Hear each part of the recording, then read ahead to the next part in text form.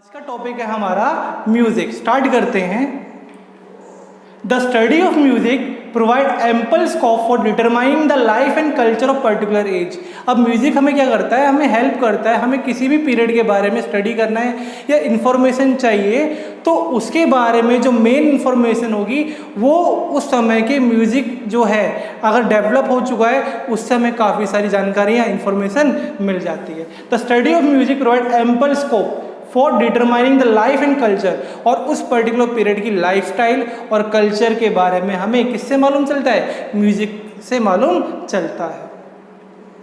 The Indian music had reach its zenith by the time of Muslim ruler, और जो Indian music है वो अपने पीक पर, अपने टॉप पर, ये सबसे ज़्यादा जो ग्रोथ हुई थी वो मुस्लिम रूलर के टाइम पर हुई थी। कहाँ पर? नॉर्थ इंडिया में। यानी नॉर्थ इंडिया में जब मुस्लिम किंगडम्स आए थे, मुस्लिम रूलर्स आए थे, उस समय इंडियन म्यूजिक ने सबसे ज़्यादा ग्रोथ करी थी, अपने टॉप पोजीशन पर वो था उस समय। During this period a musical grammar was already in use. अब इस पीरियड में जो मिडाइवल टाइम है, इस पीरियड में जब म्यूजिक अपने टॉप पे चल रहा है तो एक म्यूजिकल ग्रामर भी चल रही थी साथ में।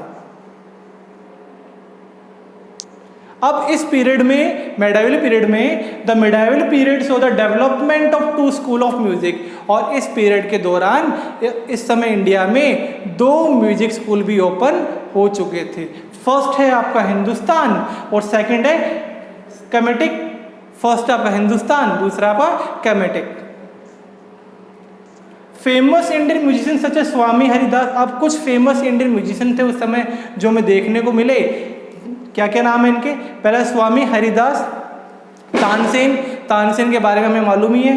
Byju Bawra have left their imprint on the history of north Indian music. North Indian music में ये कुछ फेमस पर्सन्स हैं जैसे स्वामी Haridas, Tansen, Baiju Bawra etcetera. South Indian music और the Carnatic music was influenced by Sanskrit musical theories. और जो साउथ इंडियन म्यूजिक है, म्यूजिक को दो पार्ट में डिवाइड किया, पहला नॉर्थ इंडियन म्यूजिक और साउथ इंडियन म्यूजिक। और नॉर्थ इंडियन में हमारे पास हरिदास, तानसेन आते हैं, और साउथ इंडियन म्यूजिक जो था उसमें संस्कृत की थ्योरी ली जाती है। यानी जो म्यूजिक है वो ज़्यादातर आपको संस्कृत के ऊपर बेस होगा। इन द इंस्ट्रूमेंटल म्यूजिक, और इंस्ट्रूमेंटल म्यूजिक की हम बात करते हैं तो north India invented tabla, sitar, sarod. अब नॉर्थ इंडिया में तबला इन्वेंट हो चुका है उस समय, सितार इन्वेंट आपका हो चुका है, और साउथ इंडिया में वीणा और वायलिन आपका इन्वेंट हो चुका है। देन नेक्स्ट टॉपिक आता है आपका highlights of the medieval period in India. ये लास्ट टॉपिक है, इसमें हम पढ़ने वाले हैं मिडाइवल पीरियड के दौरान क्या क्या चीज़ें हमें देखने को मिली, क्या क्या हाइलाइट्स हैं, इंपॉर्टेंट इवेंट्स है, वो यहाँ पर हम देखेंगे। फर्स्ट आता है ग्रोथ ऑफ सेटलमेंट। सेटलमेंट में ग्रोथ देखने को मिली, ग्रोथ ऑफ सेटलमेंट देखने को हमें यहाँ पर मिला। The settlement grow in size as population grow. जो सेटलमेंट है वो लगातार ग्रो कर रहा था इस पीरियड में क्योंकि पॉपुलेशन ग्रो कर रही थी। ट्रेंड्स चेंज, ट्रेंड लगातार चेंज होता जा रहा था, नई नई टेक्नोलॉजी आ रही है तो trends change, technology started growing, technology start करने लगी, टेक्नोलॉजी ग्रो करने लग गई थी।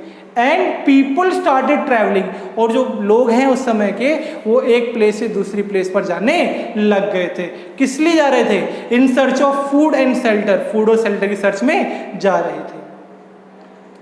This cause cutting down of jungle and more agricultural growth. अब यहाँ पर जब डिमांड बढ़ रही है, पॉपुलेशन बढ़ रही है, तो उस समय जो आसपास के एरियाज हैं वहाँ पे जो जंगल वगैरह हैं उनको काटा जा रहा है। अब पॉपुलेशन बढ़ेगी तो फूड की नीड बढ़ेगी, और फूड की नीड के लिए हमें क्या करना पड़ेगा? एग्रीकल्चरल ग्रोथ करनी पड़ेगी। Many tribal also started mixing with the settlement and thus mix of tradition culture commenced। अब हुआ क्या? जो आदिवासी हैं, जो ट्राइबल हैं, वो जंगलों में रहते हैं। अब आप जब जंगल काटेंगे तो जंगल से निकल कहाँ पर आएंगे?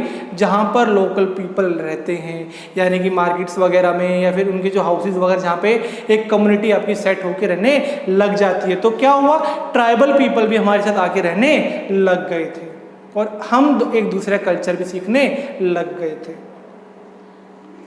People from different settlement in different region travel to other region, और अलग अलग रीजन के पीपल अलग अलग रीजन में जाके रहने लग गए थे, ट्रैवल करने लग गए थे। उसके कारण क्या हुआ, हमें एक ही प्लेस पर डिफरेंट डिफरेंट कल्चर देखने को मिले, डिफरेंट कल्चर देखने को मिले, डिफरेंट क्रॉप्स देखने को मिली, और नई नई चीजें हमें सीखने को मिली।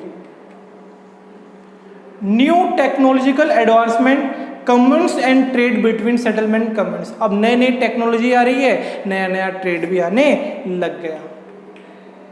देन अगला आता है development of travel and trade, कि ट्रैवल और ट्रेड में क्या डेवलपमेंट हुआ। इससे पहले हमने पढ़ा था ग्रोथ इन सेटलमेंट, सेटलमेंट यानी जो ह्यूमन बीइंग है वो किस तरह से रहने लगा, अब रहने की बात हो चुकी है। उसके बाद आता है कि ट्रैवल और ट्रेड कैसे डेवलप उस समय हुआ था। Gradually, people started traveling to more distant place, and travelers from Persia, Arab, China, and other distant foreign lands started visiting India and explore them. अब हुआ क्या कि जैसे जैसे सेटलमेंट हो गया ह्यूमन बींग्स का, मेडिवल पीरियड के दौरान जो सेटलमेंट हमें देखने को मिला, उसके बाद ट्रेड और ट्रैवल में भी हमें डेवलपमेंट देखने को मिला। हुआ क्या था कि जो डिस्टेंस यानी दूर दूर की जगह से नए नए लोग आने लग गए, जैसे कि चाइना से, पर्सिया से, है ना, इंडिया में आके विजिट करते, इंडिया में आके रहते हैं, यहाँ पे स्टडी करते हैं, और इसके बारे में भी लिखने लग जाते हैं। These voyages and travel developed trade and exchange of items from different regions so far flung areas, और अब एक कंट्री से दूसरी कंट्रीज में पर्सन जाने लग गए तो वहाँ का कल्चर, वहाँ का ट्रेड, वहाँ से नए नए आइटम्स वगैरह, थिंग्स वगैरह इंडिया में आने लग गई थी। The message of the level of prosperity in this region travel wide and trade increase. और दूसरा क्या हुआ कि अब यहाँ से क्या हुआ, मेडिवल पीरियड के अंदर इंडिया धीरे धीरे बाकी कंट्री में फेमस होने लग गया कि इंडियाज़ में, या आप इंडिया में जाओगे तो यहाँ पर ये चीज़ फेमस है, यहाँ पर ये चीज़ अच्छी है, तो वो क्या हो गया, अब इन चीज़ों को लेन देन स्टार्ट हो चुका है, और हमारा जो ट्रेड है वो लगातार अच्छे से इंक्रीज कर रहा है।